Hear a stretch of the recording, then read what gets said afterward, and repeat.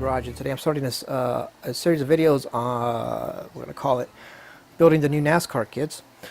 I'm going to keep it more simple kind of video. I'm not going to actually do like a lot of guys do, I'm actually doing a lot of the work, not that type of video. I don't know if I'm not ready to do that yet. Not set up to do those type of videos yet down the road, but I'm going to do some stuff.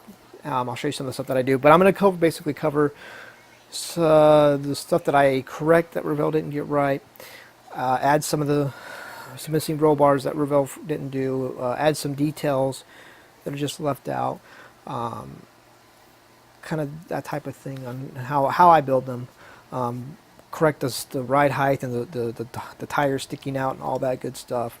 Again, that's not to say Revell did a bad job. Revell did a very, very good job on these kits.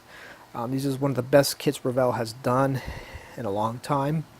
And if you know me, you know that I don't often say positive things about Revell. So it really, honestly, it feels like building this kit that it's not a Revell kit, if that makes any sense. It feels like competent people worked on it. So I have such a good time, and I have fun building these kits. They're fun. That's the whole point of the hobby, is to have fun. So I'm excited for them. I'm still excited for them. So what I'm going to be doing is I'm actually going to be doing two of them at the same time. But I'm going to be working. The focus of the video we'll focus on Ryan Blaney's Menards Ford.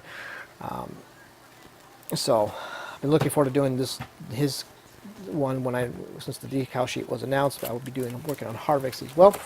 One reason why is the paint I use for the chassis, SEM Promax SEM Promax 61113 chassis gray.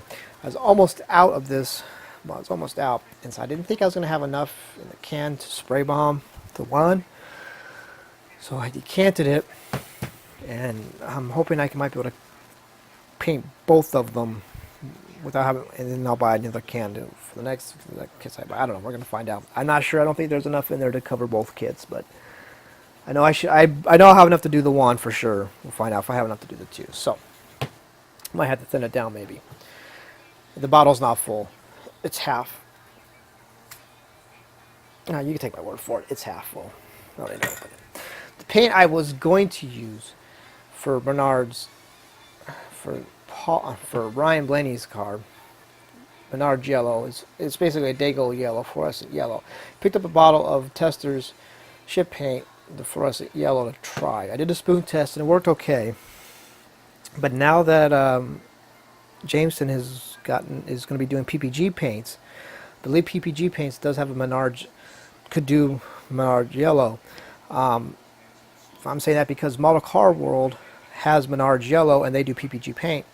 So I think I can be able to get Jameson to mix it up for me. So I'm going to hold off on this now. I'm going to contact him and see if he'll even still talking to me, and see if I can get him to mix it up for me, see if he can. And he'd probably say, why don't you order from Model Car World? Yes. I won't on principle, because they still operate like it's the 90s. And I don't like the fact that I'm going to have to write out a check or a money order or put my credit card number on a mail order form and mail it to them. And then the shipping is ridiculous, like 11 something bucks for a single jar of paint.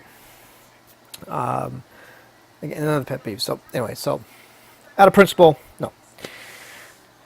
So that's where I'm at. I've actually started already on the first one. Already started getting the parts all ready to go for painting. I got to start working on, before I start painting, which will be the next video. I'm going to start with and I got to get the missing roll bars added. I want to do that before I get to the painting part. So that'll be in part of the next video, the missing roll bars and other stuff like that. So that is where I'm at, what we're doing. That is the plan. We'll see how well it goes and see if I can actually follow through with it. So thank you for watching, guys.